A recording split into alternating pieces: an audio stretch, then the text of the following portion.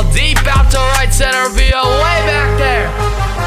On its way, gone, a Byron Buxton home run.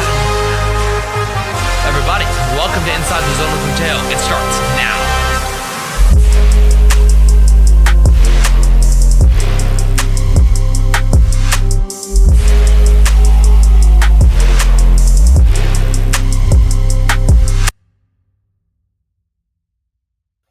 Everybody, welcome into Inside the Zone with Matteo. It is October 16th, 2025, and we are ready for another day here on the podcast. It's our NFL edition, our Thursday edition of Inside the Zone with Matteo, boys. It's week 7, and my week 7 picks and power rankings are here, and including some other things all related to do with the NFL. For most of you that know, who have been here for a while, during the NFL season, because the NFL is such a huge sport in the U.S., I dedicate every Thursday, once a week, one episode a week, to only the NFL, because I feel like it is the most anticipated, most watched, most loved sport in the U.S. So you get it once a week, and it's time.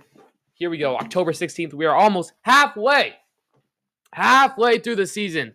The NFL trade deadline is coming up sooner or later. By the way, we will be live on the NFL trade deadline in a couple weeks. I believe it's like 3 p.m. Eastern is the deadline, one day in the coming weeks. But boys, I don't care about that. Let's get into the show.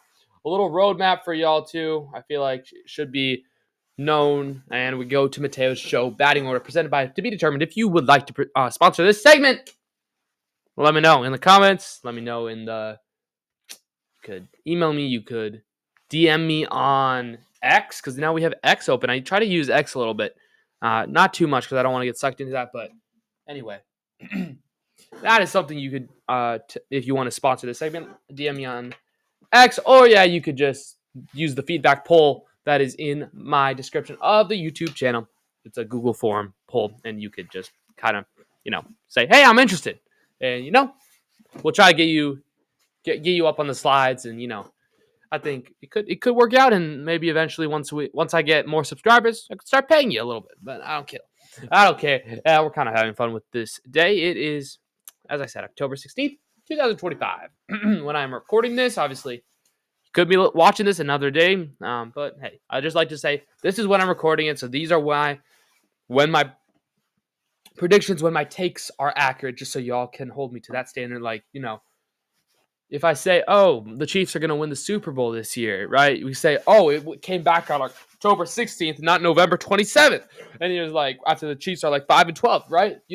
So that's why I continue to always say the date on my podcast. But you've already looked at the show batting order. If you're on my YouTube audience, if you're on my Spotify audience, let me read you out the show batting order today. Is as normal for our normal NFL edition episodes. It's going to be, what the heck did we learn this week in week 6 of the NFL? I'm going to hold myself accountable for my week 6 predictions. And then I'm going to make my week 7 picks right here on this episode. And then finally, we'll wrap things out with our power rankings from week 7. So yeah, a bunch of 6-7 things going on, week 6 to week 7. I feel like I had to say that once, just because we're flipping the page from week 6 to week 7. So it's like 6-7, yeah. Some people get me, some people don't get me, but that's all right. So let's start off the show with, what did we learn from week 6 of the NFL? There's 5 things as normal. And number 1 is, boom! The NFL is still unpredictable. I have not seen a season that has been so unpredictable like this season right now. It has been literally the craziest season ever. You have the Super Bowl champions, the Philadelphia Eagles. They lose to the Giants. They lose to, who did they lose before? The Broncos. They're 4-2, where you thought they could be maybe 5-1, 6-0 even. That doesn't happen. They look like a completely different team. You got the Ravens. The Ravens, who are everybody are so high on, who have Lamar Jackson, Derrick Henry, and company. They're 1-4, 1-5. It is crazy. The Bills, 4-2. You got Indiana Jones, and the Colts are 5-1. Baker Mayfield, 5-1 with the Buccaneers. You got the Jaguars with a winning record. You have, just so many other teams just surprising you. The Bengals are atrocious. As I said, the Ravens atrocious. The Dolphins 1-5. Come on, Dolphins. I know you don't have Tyreek, but I think you're better than that. The only really not surprising thing is that the Jets are the only team that doesn't have a win yet, and that the Saints are pretty still much at the bottom of the league as well. But other than that, it's crazy. The amount of injuries that has happened is we're gonna get into. I don't think I have that as my second thing we learned, but if I had another thing to say, another point to make would be something that we learned is that the NFL injury people, whoever decide who gets the injuries, I know there's not really anything, but people like to say, yeah, like the injury gods or injury demons or whatever. They have to hate. They have to hate the 49ers because I have no idea how the 49ers, basically all their stars except McCaffrey have been hurt or have like Nick Bosa got hurt, season-ending injury, right? Fred Warner, season-ending injury. Brock Purdy hasn't played since week 1, and then you have your backup, Mac Jones. He got hurt now. I think Purdy might be making a start, by the way. Return next week coming up. But then you've got no Brandon Ayuk, no Juwan Jennings. George Kittle's been hurt forever. Like, I'm telling you, all these stars have been hurt, but yet this is where it goes, where I come back to my first point to something that we learned from week 6 is that the NFL is unpredictable because even with all those injuries, the 49ers are 5-1, 4-2, excuse me. They beat the Rams with Puka Nacua, Kyron Williams, Devontae Adams. They beat that team without Nick Bosa, without Brock Purdy, without George Kittle, without Brandon Ayuk. It is crazy. It is absolutely crazy. The NFL is so unpredictable. You've got Daniel Jones, who looks like he could win MVP after coming off a terrible start to his career in the New York system. And then I'm guessing it was Kevin O'Connell, the quarterback whisperer, who turned his season around. I haven't even started talking about Jackson Smith-Njigba and Sam Darnold. The Seahawks. The Seahawks are a surprise because of Kevin O'Connell as well. I do have to admit, whatever he did with Sam Darnold, that is special. Whatever he does with all these quarterbacks is special. That is one question I do have, why is McCarthy not translating? He's also just unexperienced, so we'll give him that. We'll talk about that in a little bit in a second. But the NFL is so unpredictable. I don't know how I could even form power rankings this week. It's going to be hard to form them at the end of the episode. But yeah, that's number one thing I learned from this week is that the NFL is still unpredictable. Number 2. The second thing I learned this week from the NFL is, boom! The Vikings should have kept one of their quarterbacks. Because, yeah, you're stuck with an injured Carson Wentz and an injured J.J. McCarthy.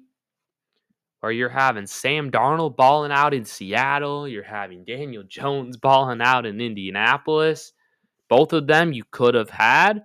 I bet you could have signed Daniel Jones for fairly cheap, and you could have had him be an okay backup even if you wanted J.J. McCarthy to start. Sam Darnold, you probably would have had to start after that season. So I see why they didn't re-sign Sam Darnold. To be honest, if I'm being fair, didn't want to re-sign Sam Darnold just because I do want to see what J.J. McCarthy has to do. But after seeing him for 2 weeks, I don't care if he got hurt. Nothing is making me say oh my goodness, he's a top 10 pick where they drafted him. They moved up a draft pick to select him. And I'm like, you could have taken Bo Nix at pick 10 instead of J.J. McCarthy at pick 9 or something like that, But, it's hard because Daniel Jones, I do believe we could have gotten. He signed a very cheap deal. very cheap deal in Indianapolis. I feel like you could have done the exact same thing, and this team probably could be 5-1, just like the Colts, because we just don't have the quarterback. Like, think about the teams we beat. We beat the Bears, right? I think we could have beat them with. So we beat them with JJ McCarthy. We for sure beat them with Daniel Jones leading this offense. The question is, do we even lose to the Falcons if we have Daniel Jones? I don't think so. So we go 2-1. And then if Joe Burrow does get hurt, they have Jake Browning as their quarterback. The Vikings still beat the Bengals. They're 3-0. Carson Wentz almost led the Vikings to a victory in Dublin against the Steelers. Imagine if we would have had this year, current day, Daniel Jones. They'd be 5-0.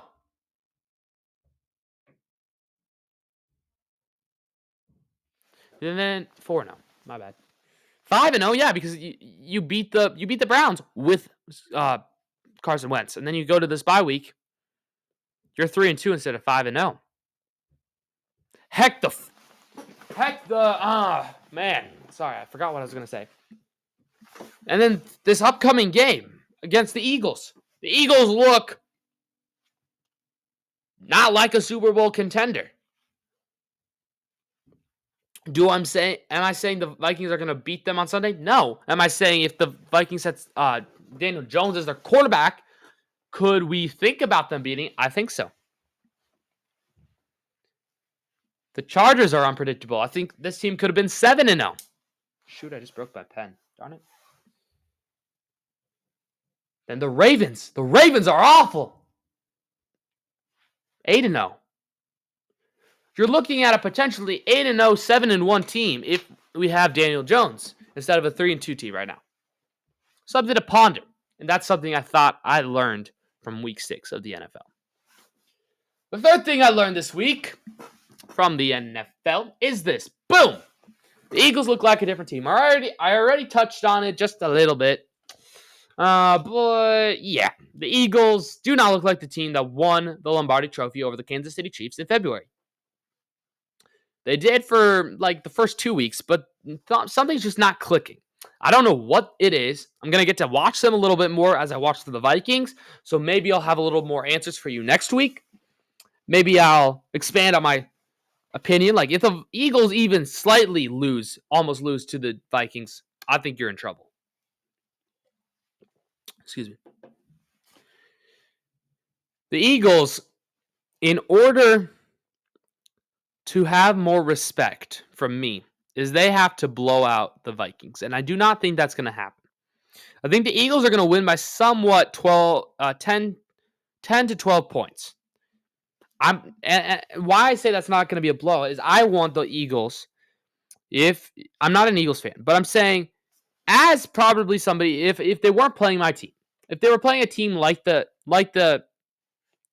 Vikings, who I'm going to compare the Vikings to like a Texans type of team, maybe even a Chargers type of team. I would want the Eagles to win by 20. I don't even think the Eagles are going to win by 14 points against the Vikings. It's going to be less than 14.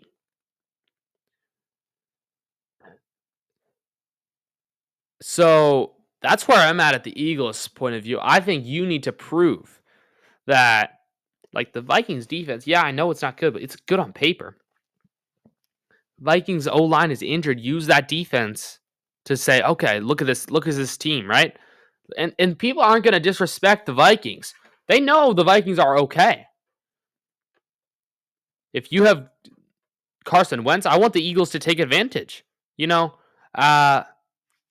that's where I'm thinking here. If I'm completely taking out the factor that they are playing the Minnesota Vikings, the team that I want to win the Lombardi Trophy, hoist it over whoever they're playing. If I'm just thinking they're playing somebody like us, like the Chargers or the Texans, spoiler alert, Eagles are not even in the Super Bowl contenders list right now for me. They're a playoff team. If I want them back into the Super Bowl contention category, I want them to win by 20 points against this next team to show you that they are this incredible team. Like, if the Lions were playing one of these teams, I think they would cover by 14 to 20 points. The way that this team doesn't really seem to have this much chemistry, it's a problem, and I think that could cost some wins. So, yeah, the third thing I learned from the NFL this week is that the Eagles look like a completely different team. The fourth thing I learned from this week of the NFL, week 6, is boom! Baker Mayfield is my MVP. Baker Mayfield deserves it. Have you watched him? Have you watched him carry his team? He carries his team. When his top 3 receivers are hurt, he finds wide receiver number 4. I don't even know who his name is. He finds him. He leads them game-winning drives, game after game, after maybe having a complete no-show the first 3 quarters. Heck, the first 45 minutes to 50 minutes. Then he shows up the last 10 minutes of the game. That's what an MVP does. Finds ways to win. They are 5-1. That's going to be short and sweet. Baker Mayfield is my MVP. And finally, the fifth thing I learned this week from week 6 of the NFL is boom! The Chiefs are going back to the Super Bowl if you like it or not. Kind of teased this a few minutes ago as I said something like, you could hold me accountable. Like, that's why I say all the dates. Like, on October 16th, I could say, oh, the Chiefs are going to win the Super Bowl. Right? I don't know if you remember that. It was like 10 minutes ago. You probably remember some sort of that. I believe it. The Chiefs are going to go back to the Super Bowl. I'm not going to say they're going to win it, but if you like it or not, I don't care. Chiefs are going back to the Super Bowl. Did you watch that game? Did you watch that game on Sunday? It's something that I cannot stand for. And you see, the NFL was trying to hide it. They were trying to hide it. They were trying to hide it. People were noticing it. Oh, yeah, they were winning all these one-score games, the luck, the blocks, the PIs, right? No. They decided, okay, we'll make it a little bit. We'll have the Chiefs lose a little bit.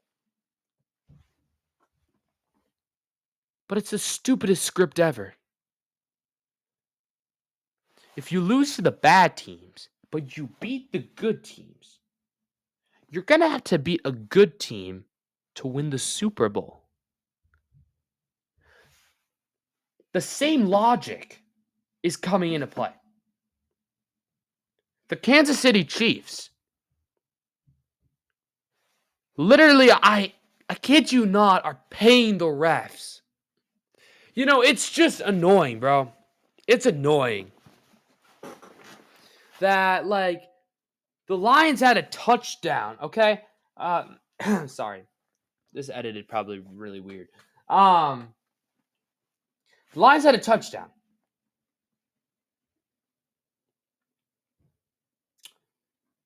It was on the board. NBC put it up. They were getting ready to kick, and then all of a sudden, the head ref, who's always reffing the Chiefs games, comes on the field, blows his whistle, right? Yeah, he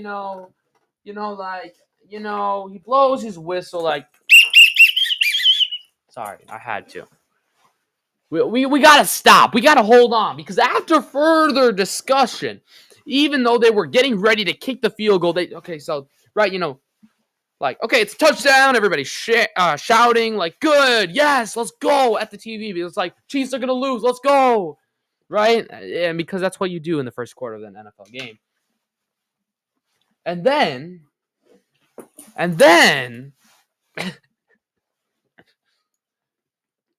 you're getting ready to kick the extra point, and then the ref does.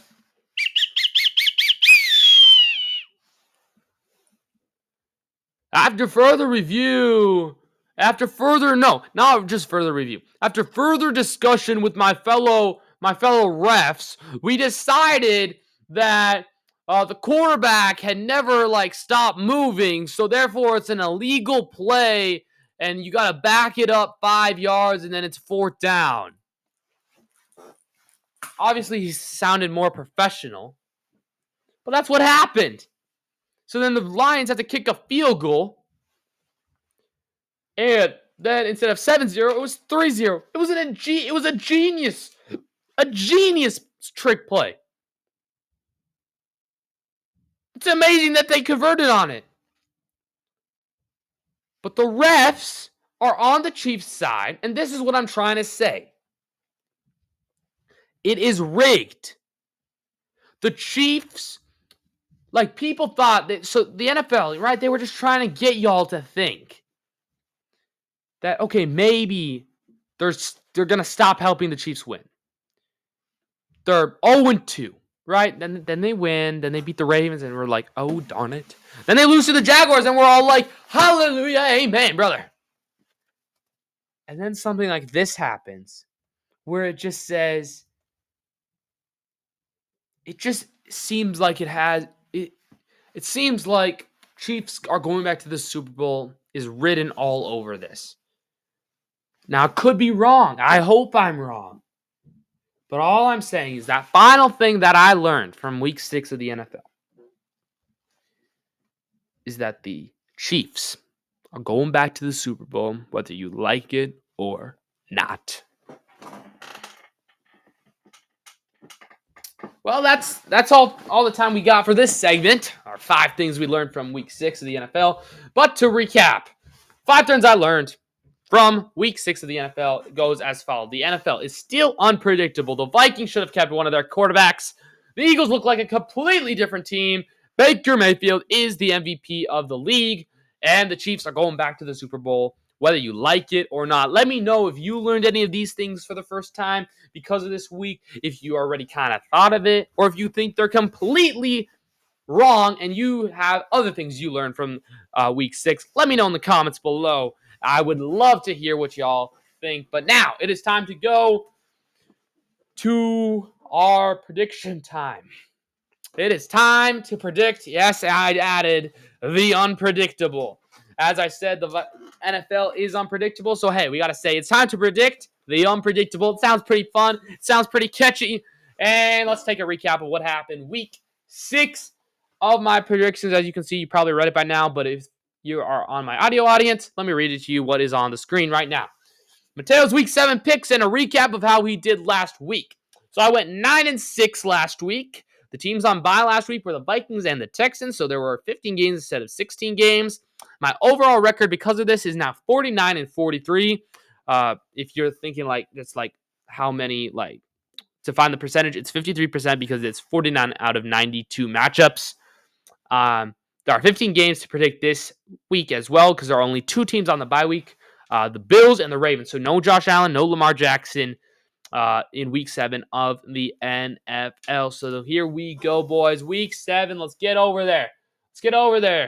Y'all keep asking for what's this website? NFLPerry.com. NFLPerry.com is a fun website. I make all my shorts on this website. I do my predictions on this website. I love the website so much. So shout out to NFLPerry.com. But yes, here we go. This is our week 7 slate. Starting off with tonight's game, Thursday Night Football, the Steelers and the Bengals, Joe Flacco, Aaron Rodgers. What a matchup. And, we've seen some pretty crazy division games over the last couple weeks on Thursday Night Football. Next week is going to be the first time in forever that we haven't had a divisional game. It's going to be the Vikings and the Chargers. That's going to be lit. But all I'm going to say is we've had crazy games. And I think in this crazy world, we could see the Bengals winning. They almost beat the Packers. They almost beat Aaron Rodgers' former team. But Aaron Rodgers was not the quarterback. Jordan Love was the quarterback. Aaron Rodgers is the quarterback of the Pittsburgh Steelers. DK Metcalf's balling. That defense looks tough. I'm sorry, Bengals. Y'all are awful. Give me the Pittsburgh Steelers to win on Thursday Night Football. Y'all, you thought I was going for the upset. Y'all know I'm not going for the upsets. I went for too many upsets last week. Oh, I was awful last week. 9-6 was awful. It was awful. I got to go better. I got to go 13-2 this week to make up for that awful performance. And then we got the international game. I don't remember where it is this week, but we got the Jaguars and the Rams. Hey, that's going to be a heck of a game. Unfortunately, I don't think Puka Nacua is going to be playing. So that gives me a little more leeway for, I love my upsets. Give me the Jacksonville Jaguars taking care of business of the LA Rams in international play. And then we start off with the Sunday early slate. We got the Saints and the Bears, giving the Chicago Bears. And then, oh my goodness. Okay. So this is an interesting prediction. The Browns and the Dolphins. Now, okay. I got to think about this one carefully. The Dolphins look awful. The Browns are awful. Give me the I think it's time the Dolphins win. If the Dolphins don't win, I'm never picking them again. I've picked them way too many times. Give me the Dolphins. If you guys lose to the Browns, you're not getting another win the rest of the season. I don't know if the Titans are going to get another win this season. I know they're not going to win in the Mike Vrabel coming home party. He's going to take care of business with his Patriots in Nissan Stadium. And then we got the Chiefs and the Raiders. Like, if you had Brock Bowers, maybe I could pick you, but Geno Smith's awful. Ashton Jennings going to have to carry Patty Mahomes. Chiefs, it's rigged. Give him the Chiefs. I'm going to come back to the Vikings. I'm going to close the prediction time with the Vikings. No, I'm not, because I told you already. Oh, I told you already. I can't even do anything fun. I'm picking the Eagles by 10 points or more. You better, Eagles. If you don't, you're embarrassing. If you lose to my Vikings, that's gonna be crazy. JJ McCarthy's not gonna start. Most likely, he's still dealing with injuries that he could be out 6 more weeks, I guess, according to Adam's chapter. I think you got to put in Max Brosmer eventually, but Carson Wentz is probably going to start. I just don't think they can beat the Eagles. The Eagles are too good, in my opinion. Even if they did lose some of my respect, they're still better than the Vikings. Somebody that is not better than the Vikings, that hasn't even won a game yet, is the New York Jets. And I don't think they're going to even win here because they're playing a hot Carolina Panthers team. You know the Panthers, Rico Dowdle, he's crazy. He is going crazy. I picked him up in one of my fantasy leagues. Hopefully he does well. Chuba is coming back, but I think Rico is going to get most of the handoffs, most of the carries. So hopefully he does well. He's run over 500 yards in 2 games. He's going crazy. They're hot. The Jets are cold. They absolutely stink. Give me the Panthers in this one. Let's go to the Sunday late slate here. So we got the Giants and the Broncos. Now the Giants. This is a battle between the two teams that beat the Eagles. Very interesting. The Broncos defense is good. You got no Malik Neighbors still. Jackson Dart, Cam Scatterbo. Hey, I love watching y'all boys. Y'all probably going to win. One of y'all are going to probably win Offensive Rookie of the Year, but give me Bo Nix and that defense. The Denver Broncos. I think they're going to win, boys. I'm taking the Broncos. There you go. And then you got Indiana Jones taking on Justin Herbert. Give me Indiana Jones. I'm just gonna say it. I'm taking him. Indiana Jones to beat the Chargers in LA. And then you got the Commanders and Jaden Daniels and the Prescott Pickens duo over there in Dallas. How about them Cowboys? Well, if Terry Scary was going to for sure play, I'd say I'd be picking the Commanders. That defense is still questionable. I think Jaden Daniels needs to have a revenge game. Give me Jaden Daniels and the Commanders. And then give me Jordan Love and the Packers to beat the Cardinals. But then we got Sunday night primetime, Sunday night football. We got the Falcons, boys, and the Niners. The injury affected. I don't even know how to call it anymore. They're just. I feel bad for the Niners. I'm sorry, Niners. And I just don't think you can win that many games with that many players out, especially a team that just beat the Buffalo Bills. Give me the Falcons. We got another doubleheader on Monday. Why are they doing so many doubleheaders on Monday nights? Everybody just wants one game on Monday night. We got the Detroit Tigers and dude, this is a good game. Detroit, probably the 2 top teams in the NFC. Did I just say the Tigers? My gosh, I'm sorry. It's the Lions. The Lions and the Buccaneers from Detroit. Give me. I'll tell you who I'll give you. After I pick Sam Darnold, they're hosting CJ Stroud. I think they're going to beat the Texans. And then, yeah, this is hard. This is definitely hard. Buccaneers and the Lions. Baker, Mike Evans might play. I think I gotta go the Lions though on this one. They're mad about losing to the. They're mad. I think they are mad about losing to the Chiefs. So give me a win for the Lions at home Monday night prime time. I'm gonna submit my picks. Boom. I submitted them. They're saved. I cannot change them. Oh wait, what? I guess I could change them, but I'm not gonna change them because you're holding me accountable here. October 16th, before Thursday Night Football has even started. Everybody. And so yeah, that was time to predict the unpredictable. It's so hard to predict nowadays in this NFL. So we'll see if we can get better than we're still over 500, which is insane. 53% completion percentage on our picks, which is it's pretty darn good, but hey, it's not enough. I want to get to the 60s into the 70s, maybe like 6-7%. I had to do that because it's like we're going from week 6 to week 7. It's like this is like the one episode where I can say 6-7, and it's not like that bad. All right. Anyway, our final thing on Matteo's show batting order presented by To Be Determined is my power rankings for week 7. So let's get over there. Let's get over there. Boom, everybody, we are ready for our power rankings. As a reminder, I will put my week 6 power rankings to the side of the screen so you can kind of like compare and contrast them from weeks to come. As you can see now, as I just popped it up, boom, right there. There we go.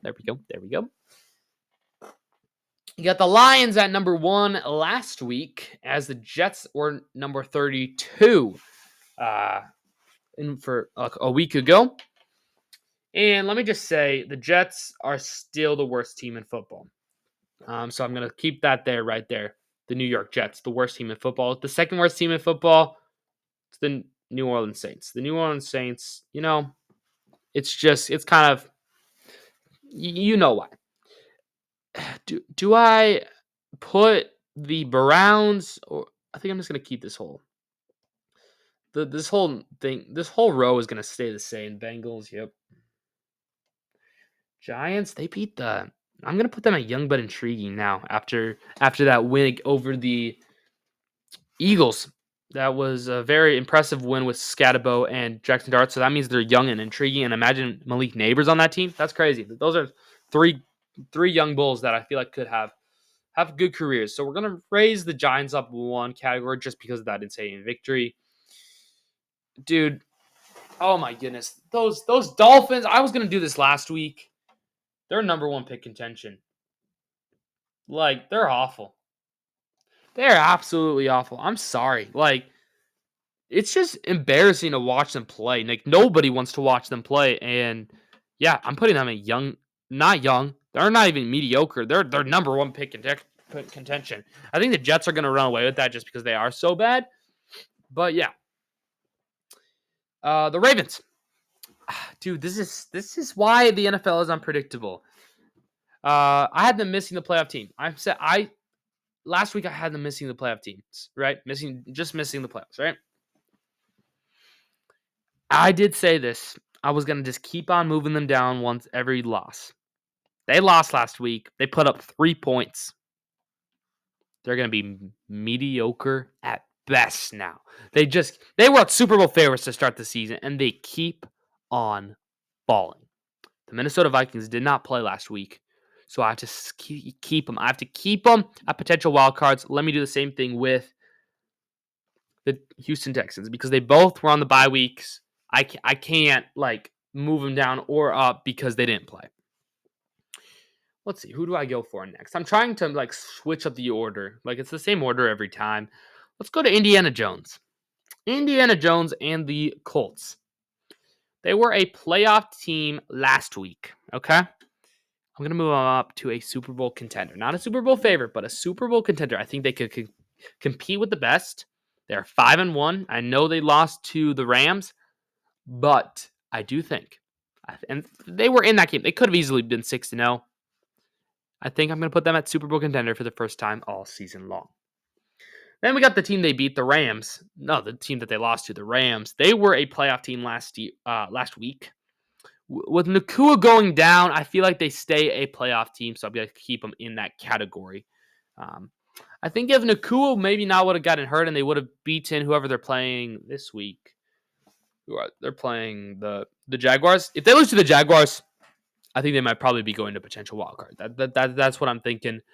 I think if they beat the Jaguars, they get a little more respect. They maybe make it into the top 10. They were number 10 last week.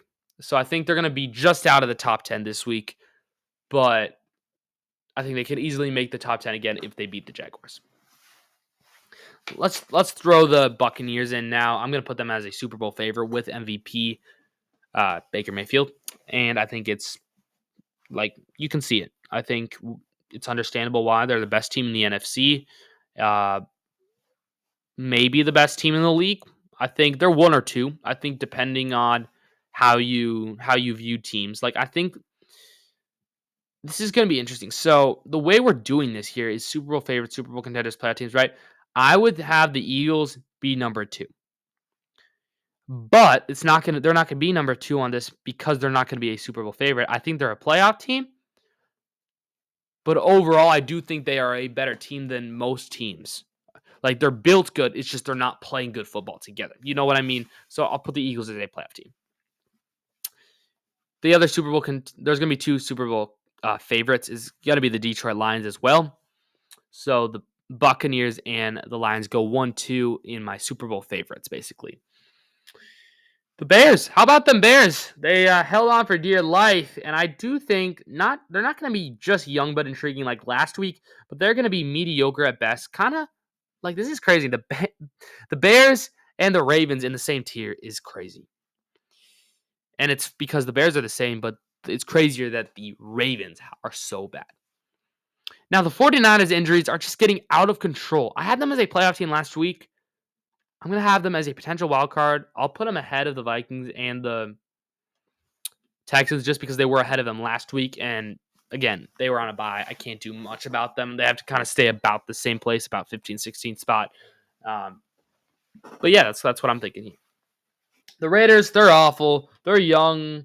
They're intriguing, I guess you could make an argument for. I'll just keep them there just so we have more teams there rather than number 1 pick contention. The Packers. Man, you almost lose to Joe Flacco. You're still a playoff team, but you're falling, bro. I had you as a Super Bowl favorite. Micah Parsons, what are you doing? What are you doing? I don't know. Jaden Daniels, you just don't have help right now. And, hey, I mean, I'm going to keep you as a playoff team. I think they could sneak into the playoffs, but they could be a potential wildcard team as well. I'm going to leave them there for one more week. If they lose again, probably fall a little bit, but that's all right. Let's go to the Bills. The Bills are having a very interesting storyline as they were a Super Bowl contender last week.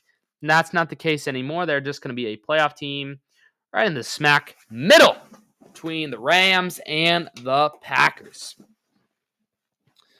Then we got the Kansas City Chiefs, and I said it before, they're going to be a Super Bowl contender now. For the second straight week, they stay in Super Bowl contender right behind the Indianapolis Colts. The Cardinals were missing the playoff team last week. We don't have anybody in that tier quite yet. I think we're going to put them right there. And then the team that was right by them last week, the Falcons, we're going to put them right there as well. I think they're just going to miss out on a wild card spot. Then we got the Denver Broncos. The Broncos were a playoff team. They were a top 7 team last week, and I think they're about there. I'm going to put them ahead of the Bills because they did beat the Eagles. I am going to put them behind the Eagles just because I do think I trust the Eagles roster more. You know what I mean? I trust Jalen Hurts more than Bo Nix. Kind of, that's what I'm thinking. Aaron Rodgers. Those Steelers look pretty darn good. I'm going to put them over most of these teams. I'm going to put them even over the Rams. I'm going to put them right behind the Eagles. So right now, they're my 6th best team right now, which is kind of saying something crazy. Then we've got the Jaguars. And the Jaguars, I think, could be a playoff team. Could be a playoff team. They're a little bit unpredictable. I'm going to put them ahead of the Vikings, below the Niners, like last week. Man, the Seahawks look good, though, too. JSN, Jackson Smith-Njigba, looks like he's the best receiver when Nakua is out. And, I had them as a potential wildcard team last week. They could even win the division at this point. And so I'm going to put them at a playoff team. Congratulations. I'm going to put you ahead of some of these teams, right behind the Buffalo Bills. Hey, notice ahead of the Green Bay Packers. Something to keep an eye on. Then we've got the Patriots, who were right in the middle of the Vikings and the Texans last week. I'm going to keep them right there again because it's not fair to either or any of the teams. So I'm just going to keep them exactly where that happened with the teams around them. The Cowboys were mediocre at best. They're going to stay right there as well. And then you've got the Panthers, who I'm also going to have at mediocre. No, I'm going to have them in young but intriguing just because of Rico. We'll keep them there. And then, keep them there from like last week. Good for the Panthers. And then you got the Chargers. Everybody was so high on the Chargers. I was never really high on the Chargers. I did have them as a playoff team. I think that's the highest they've reached this year. They were a potential wildcard team last week, but I really think they're gonna miss the playoffs. There's something about me there's something about them that tells me that I feel there's just something. There's something that says they're gonna miss the playoffs. I'll put them ahead of the Cardinals and the Falcons, but that's gonna be my week 7 power rankings. I'm gonna go number 1 through 32 in order, especially for my Spotify listeners who can't see it visually. Number 1 through 32. Actually, let's go 32 through 1. The worst team, the 32nd team in the NFL for my power rankings this week are the New York Jets. Number 31 are the Saints. Number 30 are the Browns. Number 29, the Titans. Number 28, the Bengals. Number 27, the Dolphins. Number 26 will be the Raiders. That's crazy. Like, the Raiders, I thought they were going to be so good. But they're not. At number 25, Cam Scatterbo, Jackson Dart, and the Giants at 25. 24 will be the Panthers, 23. The Bears, 22. Cowboys, 21. 21 for the Ravens. 20 are the Falcons. 19 are the Cardinals. 18 for your Chargers, if there are any Chargers fans watching. Number 17 are the Texans, 16 Patriots, 15 Vikings, 14 Jaguars, 13 Niners. 12 Commanders, 11 Packers. They fall out of the top 10. And then here are the top 10. So the top 10 start off number 10, the Seahawks. Number 9, Bills. Number 8, Broncos. I can't believe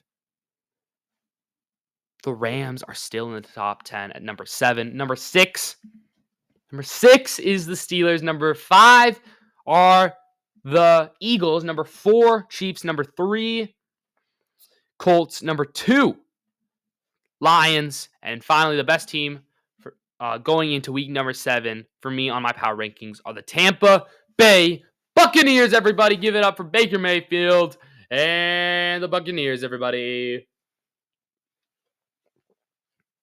I think they deserve that. The Buccaneers, welcome to the top of the power rankings. And yeah, those are my week 7 power rankings, everybody. And so I think that is going to be it for today. I hope you all enjoyed today's episode. I know it's a little bit longer, but hey, it's your one day of the week where I talk only NFL, nothing, any other sports. So I hope you guys enjoyed that. If you aren't already, hit that subscribe button, hit that like button if you haven't smashed it already. Turn the notification bell on so you never, ever, ever miss an episode. And believe me, it helps because then it pops it up in your right corner that I posted a new video or a short. Hey, do that.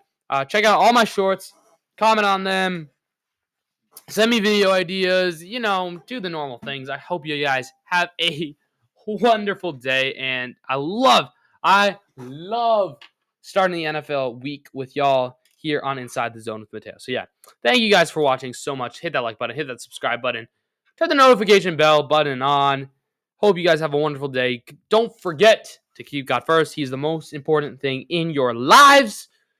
This is Matteo signing off. Here we go, boys. I'll see you on Tuesday.